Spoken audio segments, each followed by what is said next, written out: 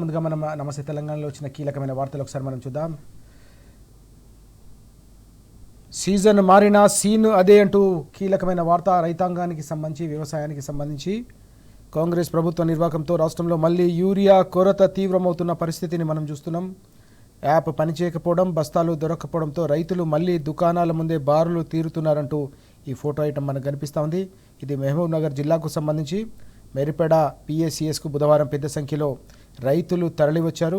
చలిలో వణుకుతూ బారులు తీరారు. గంటల కొద్దీ క్యూలో నిల్చోవడంతో వారంతా కూడా అక్కడ ఇబ్బందులు పడ్డ పరిస్థితి. 2 ఏళ్లు గడిచినా కూడా దాదాపు 4 సీజన్లు మారిన సమస్యపై సర్కారు దృష్టి పెట్టకపోవడంతో రైతాంగానికి మరోసారి యూరియా కష్టాలు తప్పడం లేదనే అంశాన్ని మనం ఇక్కడ చూస్తూ ఉన్నాం. అనేక ప్రాంతాల్లో కూడా నిన్న పెద్ద ఎత్తున రైతులు ఇబ్బందులు పడ్డ దృశ్యాలు ఈరోజు పత్రికల్లో కావచ్చు, మీడియాలో పెద్ద ఎత్తున వచ్చిన పరిస్థితిని మనం చూస్తూ ఉన్నాం. దీంతో పాటుగా రైతుకు సంబంధించి మరో బాధాకరమైన విషాదకరమైన వార్త. మక్క కుప్పల వద్దే కుప్ప కూలిన రైతు అంటూ ఈ అంశాన్ని మనం చూస్తున్నాం. కొనుగోలు కేంద్రంలోనే గుండెపోటుతో రైతన్న మృతి చెందిన పరిస్థితి.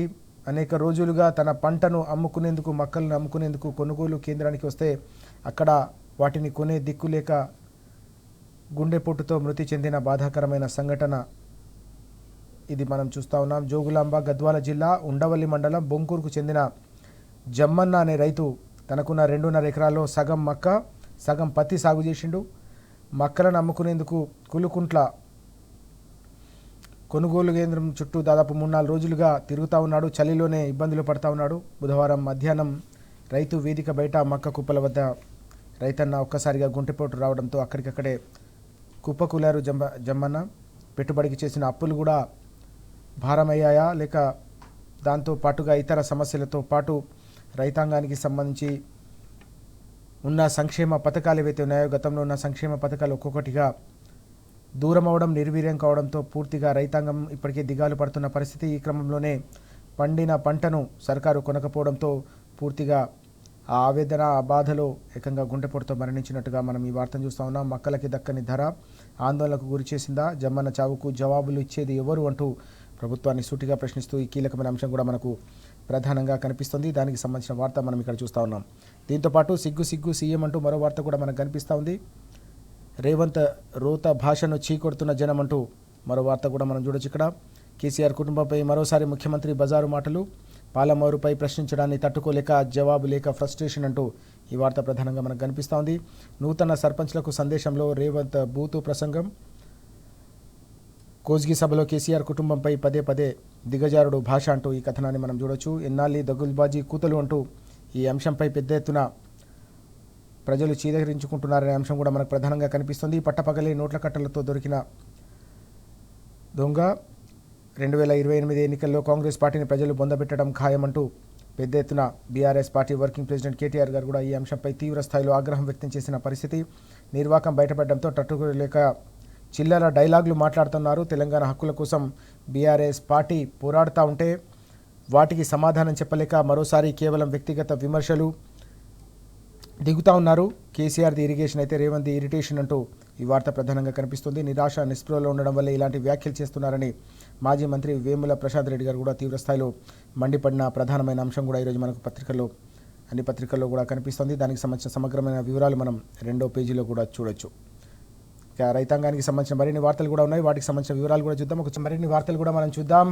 రైతన్న ఆగమాగం శీర్షికన మరో ప్రధానమైన వార్త కూడా కనిపిస్తుంది. రైతాంగానికి సంబంధించి సమస్యలు రోజురోజుకు అన్నదాతను చుట్టుముడుతున్నాయనే అంశం మనం చూస్తున్నాం. చేష్టలు ఉడిగిన సర్కార్, మళ్ళీ యూరియా కష్టాలు, అలాగే పల్లెల్లో మళ్ళీ రైతుల బారులు అంటూ ఈ వార్త. పనిచేయని యాప్, చలిలో వణుకుతూ బస్తా కోసం పాటలు పడతా ఉన్నారంటూ ఈ వార్త కూడా ప్రధానంగా మనం చూస్తూ ఉన్నాం. కొనుగోలులో దోపిడీపై వికారాబాద్ ఠానా మెట్లెక్కిన రైతులు. సోయా, మక్క పంట కొనకపోవడంతో బజార్ పిలుపునిచ్చిన పరిస్థితి. దీనికి తోడుగా సాగుకు ఎడాపెడా కరెంటు కోతలు. మెదక్ రైతు సతమతమంటూ ఏ రకంగా వ్యవసాయం పూర్తిగా సంక్షోభంలో కూరుకుపోతుందో, మళ్ళీ యూరియా కష్టాలు రైతాంగాన్ని ఏ రకంగా వెంటాడుతున్నాయో అంశానికి సంబంధించిన వార్తలు మనం ప్రధానంగా చూస్తూ ఉన్నాం. దీంతోపాటు ఓ రైతు ఏకంగా కొనుగోలు కేంద్రంపై వద్దే కుప్పగూలిన ఘటన కూడా రైతాంగాన్ని తీవ్రమైన ఆవేదనకు గురి చేస్తున్న అంశం కనిపిస్తూ ఉంది. అనేక మంది ఇప్పటికే బలవన్మరణాలకు పాల్పడుతున్న పరిస్థితి. అనేక సందర్భాల్లో దీనికి తోడుగా కొనుగోలు కూడా జరపకపోవడంతో రైతాంగం ఈ రకంగా తమ ప్రాణాలు వదలడం అనేది అందరినీ తీవ్రంగా కలిచివేస్తున్న అంశంగా మనం చూస్తూ ఉన్నాం. దీనిపై తీవ్ర స్థాయిలో మండిపడ్డారు కేటీఆర్ గారు. ఆ అంశానికి సంబంధించిన వివరాలు కూడా మనం చూద్దాం. ఇది కాంగ్రెస్ సర్కారు చేసిన హత్య అంటూ బీఆర్ఎస్ వర్కింగ్ ప్రెసిడెంట్ కేటీఆర్ గారు నిన్న దీనిపై ఆగ్రహం వ్యక్తం చేస్తూ తీవ్రమైన ఆవేదన వ్యక్తం చేసిన అంశం కూడా కనిపిస్తూ ఉంది. మొక్కజొన్న కొనకపోవడంతోనే ఆ దిక్కులేక రైతు హఠాన్ మరణం పాలయ్యారు. ఇది పూర్తిగా ప్రభుత్వానిదే దీనికి బాధ్యత అంటూ కూడా ఆయన స్పష్టం చేసిన అంశం. రాష్ట్రంలో అన్నదాత పరిస్థితి రోజు రోజుకు కూడా అగమ్య గోచరంగా మారుతుందని తీవ్ర స్థాయిలో ధ్వజమెత్తారు. బీఆర్ఎస్ పాలనలో ఒక పండుగలాగా సాగింది కేసీఆర్ గారి హయాంలో. 10 ఏళ్ల పాటు సంతోషం, ఇప్పుడు కన్నీటి సేద్యం కొనసాగుతుంది. రాష్ట్రంలో ఎక్కడికక్కడ ఓవైపు సంక్షేమ పథకాలు ఎత్తివేస్తూ ఉన్నారు, రైతుకు రక్షణగా ఉన్న పథకాలన్నీ కూడా ఎత్తివేస్తూ ఉన్నారు, పెట్టుబడి సాయం అందట్లేదు. మరోవైపు కరెంటు కష్టాలు కూడా అనేక ప్రాంతాల్లో మొదలైన పరిస్థితి. దీనికి తోడు సాగునీటి ఇబ్బందులు. ఇక యూరియాకు సంబంధించి సీజన్ రాగానే అందుబాటులో లేకపోవడంతో యూరియా చుట్టూ రైతుల కష్టాలు రెట్టింపవుతున్నాయనే అంశాన్ని ఇప్పటికే ఎదుర్కొంటున్న పరిస్థితుల్లో తాజాగా ఏకంగా కొనుగోళ్లు కూడా జరపకపోవడంతో రైతులు ఏకంగా కొనుగోలు కేంద్రాల వద్దే బలి కావడం అనేది ప్రభుత్వ అసమర్థతకు నిదర్శనమని ఆయన మంటపడ్డ విషయాన్ని మనం చూస్తున్నాం. మరణించిన రైతు కుటుంబానికి 25 లక్షల పరిహారం అందించి కనీసం ఆ కుటుంబాన్నైనా ఆదుకోవాలని చెప్పేసి కేటీఆర్ గారు డిమాండ్ చేశారు. 2 ఏళ్ల కాంగ్రెస్ పాలనలో పూర్తిగా కన్నీటి సేద్యం కొనసాగుతున్న నేపథ్యంలోనే లక్షలాది మంది రైతులు ఇప్పుడు సంక్షోభంలో కొట్టుమిట్టాడుతూ అప్పుల పాలైపోయి పూర్తిగా దయనీయమైన పరిస్థితుల్లో ఉన్నారనే అంశాన్ని ఆయన ప్రస్తావించిన విషయాన్ని మనం ఇక్కడ ప్రధానంగా చూస్తూ ఉన్నాం. ఇక రైతాంగానికి సంబంధించి మరిన్ని వార్తలు కూడా ప్రధానంగా ఇక్కడ కనిపిస్తూ ఉన్నాయి. ఎరువులకు సంబంధించి ఎక్కడికక్కడ క్యూ లైన్లో నిలబడి వారంతా కూడా వెయిట్ చేస్తున్న అంశం కూడా ప్రధానంగా మనకు కనిపిస్తోంది. దానికి సంబంధించిన వివరాలు కూడా మనం చూడొచ్చు. దీంతోపాటు నిన్న ముఖ్యమంత్రి చేసిన వ్యాఖ్యలపై మాజీ మంత్రి వేముల ప్రశాంత్ రెడ్డి గారు తీవ్ర స్థాయిలో ఆగ్రహం వ్యక్తం చేసిన అంశం కూడా కనిపిస్తోంది. నిరాశ నిస్పృహలోనే ఈ వ్యాఖ్యలు, కేటీఆర్ గారిపై అనుచిత వ్యాఖ్యలు, సాగునీటిపై ప్రజలకు నిజాలు చెప్పండి, అసెంబ్లీలో వాస్తవాలు మాట్లాడాలంటూ మాజీ మంత్రి వేముల ప్రశాంత్ రెడ్డి గారు చేసిన డిమాండ్ కూడా ప్రధానంగా ఈరోజు మనం పత్రికల్లో చూడొచ్చు. ఇక దీంతో పాటుగా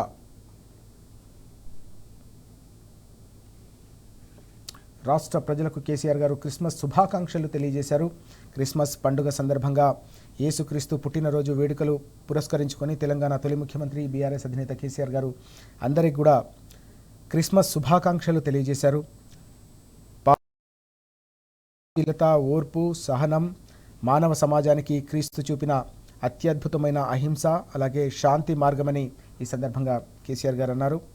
10 ఏళ్ల బీఆర్ఎస్ ప్రభుత్వ హయాంలో క్రిస్టియన్ మైనారిటీల కోసం అనేక అభివృద్ధి అలాగే సంక్షేమ కార్యక్రమాలను దేశానికి ఆదర్శంగా అమలు చేశామని కూడా ఈ సందర్భంగా గుర్తు చేశారు. క్రిస్మస్ పర్వదినాన్ని పురస్కరించుకొని అందరూ కూడా పండుగను బాగా జరుపుకోవాలని, అధికారికంగా నిర్వహించే సెక్యులర్ సాంప్రదాయాన్ని గతంలో ఈ పండుగను అధికారికంగా నిర్వహించే ఒక సాంప్రదాయాన్ని కూడా బీఆర్ఎస్ ప్రభుత్వం అమల్లోకి తెచ్చిన విషయాన్ని కూడా గుర్తు చేశారు. పీడన నుంచి విముక్తి లభించేలాగా దీవిస్తూ రాష్ట్ర ప్రజల జీవితాల్లో వెలుగులు నింపాలని చెప్పేసి కేసీఆర్ గారు యేసుక్రీస్తును ప్రార్థించిన అంశం మనకు ప్రధానంగా ఇక్కడ కనిపిస్తూ ఉంది. ఇక మరో వార్త కూడా మనం చూద్దాం. పాలమూరు పాపం కాంగ్రెస్దే అంటూ ఇటీవల కేసీఆర్ గారు లేవనెత్తిన కీలకమైన అంశం మనం చూసాం. పాలమూరుకు ఏ రకంగా కాంగ్రెస్ సర్కారు తీవ్రమైన అన్యాయం చేస్తుందో, కృష్ణా జలాల్లో తెలంగాణ హక్కులకు శాశ్వతంగా గోరీ కట్టే విధంగా వ్యవహరిస్తున్న అంశంపై సమర భేరీ మోగిస్తామని కేసీఆర్ గారు ఇప్పటికే ప్రకటించారు. ఈ నేపథ్యంలోనే ఈ మొత్తం వ్యవహారం తెలంగాణ వ్యాప్తంగా కూడా, కేవలం దక్షిణ తెలంగాణ కాకుండా తెలంగాణ వ్యాప్తంగా పెద్ద ఎత్తున రైతాంగంలో చర్చకు దారితీసిన పరిస్థితి. ఈ క్రమంలో ఈ మొత్తం వ్యవహారంపై నిన్న మాజీ మంత్రి నిరంజన్ పాలమూరుకు సంబంధించిన పాపం కాంగ్రెస్దే అంటూ తీవ్ర స్థాయిలో విరుచుకుపడిన అంశం కూడా మనం చూస్తున్నాం. కేసీఆర్ గారిపై అక్కసుతోనే ఈ ప్రాజెక్టును నిర్లక్ష్యం చేస్తుంది ప్రభుత్వం అంటూ మండిపడిన అంశం మనం చూస్తున్నాం. ఇక్కడ బీఆర్ఎస్ సర్కార్ హయాంలోనే 7 అనుమతులను, 1 కాదు 2 కాదు, ఏకంగా జాతీయ స్థాయిలో 7 అనుమతులు సాధించడం, 27,000 ఎకరాల భూసేకరణ కూడా చేసినాం. కాంగ్రెస్ సర్కారు కనీసం ఈ 2 ఏళ్ల కాలంలో, 24 నెలల కాలంలో కనీసం తట్టెడు మట్టి కూడా ఎత్తలేదని నిరంజన్ రెడ్డి గారు తీవ్రస్థాయిలో మండిపడిన అంశం కూడా కనిపిస్తూ ఉంది. 45 టీఎంసీలకు ఒప్పుకోవడం అత్యంత దుర్మార్గం. కేంద్రంపై చంద్రబాబు ఒత్తిడితోనే డిపిఆర్ను వెనక్కి తీసుకున్నారు. రేవంత్ సర్కార్ను వెనకేసుకొస్తున్న బీజేపీ మంత్రి ఉత్తమ్ చెప్తున్నవన్నీ పచ్చి అబద్ధాలు. మాజీ మంత్రి సింగిరెడ్డి నిరంజన్ రెడ్డి ధ్వజమంటూ ఈ ప్రధానమైన వార్త కూడా మనకు కనిపిస్తోంది. పాలమూరు రంగారెడ్డిపై కాంగ్రెస్ వక్రీకరణపై పెద్ద ఎత్తున బీఆర్ఎస్ నేతలతో పాటు అక్కడి స్థానికంగా దక్షిణ తెలంగాణకు సంబంధించిన అనేక మంది కూడా మాట్లాడుతున్న పరిస్థితి కనిపిస్తోంది. కాంగ్రెస్ హయాంలో గతంలో సమైక్య రాష్ట్రంలో కూడా తీవ్రమైన అన్యాయం పాలమూరుకు జరిగింది. దత్తత తీసుకొని దగా చేసిన సందర్భాలు కూడా ఉన్నాయి. ఈ క్రమంలో మరోసారి ఈ ప్రాజెక్టుకు సంబంధించి దాదాపు 90-95% పూర్తయిన ప్రాజెక్టును కూడా కనీసం పూర్తి చేయకుండా పక్కన పెట్టడం అనేది దక్షిణ తెలంగాణను ఎడారిగా మార్చే కుట్రలో భాగంగానే ఇదంతా కూడా జరుగుతుందని నిన్న ధ్వజమెత్తిన పరిస్థితి. కృష్ణా జలాల్లో ప్రతి నీటి బొట్టుపై తెలంగాణ హక్కును సాధించుకునేందుకు బీఆర్ఎస్ హయాంలో పోరాటాలు రానున్న రోజుల్లో కూడా కొనసాగిస్తాం, ఉధృతం చేస్తాం. తప్పకుండా ఏ రైతుకు తెలంగాణకు ఏ హక్కులో కూడా అన్యాయం జరిగితే ఊరుకునే ప్రసక్తి లేదని మరోసారి బీఆర్ఎస్ పార్టీ నేతలు ప్రకటించిన అంశం ప్రధానంగా మనకు ఈరోజు అన్ని పత్రికల్లో కూడా కనిపిస్తూ ఉంది. వార్తలు చూద్దాం. జనం చీకొడుతున్న మారవా అంటూ కేటీఆర్ గారు చేసిన కీలకమైన ప్రకటన కూడా మనకు ప్రధానంగా కనిపిస్తుంది. సభ్యత సంస్కారం లేని నీచ వాగుడు చూసి చీదరించుకుంటున్నారు ప్రజలు అంటూ కేటీఆర్ గారు తీవ్ర స్థాయిలో మండిపడిన అంశం కూడా మనం ఇక్కడ చూడవచ్చు. పనికి మాలిన శపథాలు మానేయాలి. ఇప్పటికే శపథాలు చేయడం, దాని తర్వాత పారిపోవడం అనేది అలవాటుగా మారిందని తీవ్ర స్థాయిలో మండిపడిన అంశం మనం చూస్తున్నాం. 2028 ఎన్నికల్లో కాంగ్రెస్ పార్టీని రాష్ట్ర ప్రజలు బొందబెట్టడం ఖాయమంటూ స్పష్టం చేశారు. తప్పకుండా ఇప్పటికే 2 ఏళ్ల పాలనలోనే పూర్తిగా వైఫల్యాలన్నీ కూడా ప్రజలు గమనిస్తూ ఉన్నారు. ఎక్కడికక్కడ ప్రతి రంగం ప్రతి వర్గం కూడా సంక్షోభంలో కొట్టుమిట్టాడుతోంది. ఈ నేపథ్యంలోనే ప్రజల దృష్టి ఈ సమస్యల నుంచి, హామీల నుంచి, గ్యారంటీల నుంచి దృష్టి మళ్లించేందుకే కేవలం వ్యక్తిగత దూషణలకు దిగుతున్నారు ముఖ్యమంత్రి అంటూ ఆయన తీవ్ర స్థాయిలో మండిపడిన అంశం ప్రధానంగా కనిపిస్తోంది. గతంలో కూడా ఇదే రకంగా శపథాలు చేసి పారిపోయిన అలవాటు ఉంది. ఇదన్నీ కూడా ప్రజలు గమనిస్తున్నారనే అంశాన్ని కూడా ఈ సందర్భంగా కేటీఆర్ గారు మండిపడిన అంశం మనం ఇక్కడ చూస్తూ ఉన్నాం. దానికి సంబంధించిన సమగ్రమైన వివరాలు కూడా ఈరోజు పత్రికల్లో కనిపిస్తూ ఉన్నాయి ప్రధానంగా. దీంతోపాటు కాంగ్రెస్ కథ కంచికే అంటూ మరో వార్త కూడా చూడొచ్చు. రేవంత్కు భయం పట్టుకున్నది, అందుకే పరిషత్ ఎన్నికలు పెడతలేడంటూ నిన్న మాజీ మంత్రి హరీష్ రావు గారు తీవ్రస్థాయిలో మండిపడిన అంశం కూడా మనం చూడొచ్చు. ఇక్కడ కాంగ్రెస్ పాలనంతా సగం సగం, ఇది ఎగవేతల కోతల సర్కారు, 2 ఏళ్ళు ఓపిక పట్టండి, వచ్చేది బీఆర్ఎస్ ప్రభుత్వమే అంటూ మరోసారి స్పష్టం చేసిన అంశం కూడా కనిపిస్తుంది. నిన్న నర్సాపూర్, జహీరాబాద్ నియోజకవర్గాల నూతన సర్పంచ్లకు హరీష్ రావు గారు సన్మానం చేసిన అంశం మనం ఇక్కడ చూస్తూ ఉన్నాం. జహీరాబాద్లో పెద్ద ఎత్తున బీఆర్ఎస్ మద్దతుతో గెలిచిన సర్పంచ్లకు సన్మాన కార్యక్రమం ఏర్పాటు చేశారు. తప్పకుండా వచ్చే స్థానిక సంస్థల ఎన్నికలు ఎప్పుడు జరిగినా కూడా గులాబీ జెండా రెపరెపలాడడం ఖాయమని స్పష్టంగా అర్థమైపోయింది. తెలంగాణ సమాజం అంతా కూడా కాంగ్రెస్ వైఫల్యాలను చూసి, ఆ పరిపాలన చూసి పూర్తి స్థాయిలో 2 ఏళ్లలోనే ఆ పార్టీకి సంబంధించిన పరిపాలన ఎట్లా ఉందో అర్థమైపోయింది. కాబట్టి అన్ని వర్గాలు, అన్ని రంగాలకు సంబంధించిన ప్రజలంతా కూడా కాంగ్రెస్ను క్షేత్రస్థాయి నుంచి రాష్ట్ర స్థాయి వరకు తిరస్కరిస్తున్నారని హరీష్ రావు గారు స్పష్టం చేసిన అంశం కూడా మనం ఇక్కడ చూస్తున్నాం. దానికి సంబంధించిన వివరాలన్నీ కూడా ఇక్కడ కనిపిస్తూ ఉన్నాయి. ఇక ఎస్ఎల్బీసీకి సంబంధించిన మరో వార్త కూడా కనిపిస్తుంది. ఎస్ఎల్బీసీ పూర్తయ్యేది ఎప్పుడు?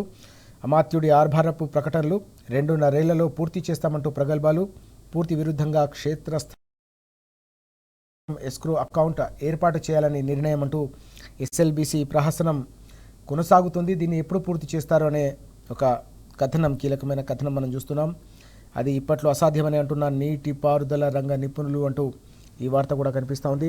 ఎస్ఎల్బీసీ సంబంధించి ఎప్పుడో సమైక్య రాష్ట్రంలో కాంగ్రెస్ హయాంలో చేపట్టిన ఈ ప్రాజెక్టు ఇప్పటికి కూడా పూర్తి కాకపోవడం, నడకన సాగడం, దీంతో పాటుగా అక్కడ ఇటీవల జరిగిన సంఘటనలో ఏకంగా 8 మంది మరణించడం అనేది పెద్ద ఎత్తున వివాదానికి తెరలేసిన పరిస్థితి. ఈ క్రమంలోనే ఎస్ఎల్బీసీ టనెల్కు సంబంధించిన పనులు పూర్తయ్యేది ఎప్పుడు అంటూ మరో వార్త కూడా ఇక్కడ ప్రధానంగా మనకు కనిపిస్తోంది. దానికి సంబంధించిన వివరాలు కూడా మనం ఇక్కడ చూస్తూ ఉన్నాం. దానికి సంబంధించిన వివరాలన్నీ కూడా మనం చూడొచ్చు. ఇక తెలంగాణ టుడే ఒకసారి చూద్దాం. రేవంత్ హిట్స్ ఎ న్యూ లో, క్రాసెస్ ఆల్ లిమిట్స్ అంటూ మరో వార్త కూడా కనిపిస్తూ ఉంది. Uses highly derogatory language against KCR, days after call for assembly decorum అంటూ ఈ వార్త కూడా కనిపిస్తూ ఉంది. Cheap and abusive theatrics says KTR అంటూ ఈ వ్యాఖ్యలపై తీవ్ర స్థాయిలో కేటీఆర్ గారు మండిపడిన అంశం కూడా మనం చూస్తున్నాం. కేవలం పరిపాలనా వైఫల్యాలను కప్పిపుచ్చుకునేందుకు, ఇష్యూస్ నుంచి డైవర్ట్ చేసేందుకు మాత్రమే వ్యక్తిగత దూషణలకు దిగుతూ ఉన్నారు. ప్రజాస్వామ్యంలో ప్రతి విమర్శలు సహజం, కానీ ఇలాంటి భాషను సభ్య సమాజం సహించదు, ఊరుకునే ప్రసక్తి లేదని కూడా నిన్న స్పష్టం చేసిన అంశం కూడా ప్రధానంగా మనకు ఇక్కడ కనిపిస్తుంది. దానికి సంబంధించిన వివరాలన్నీ కూడా మనం చూస్తూ ఉన్నాం.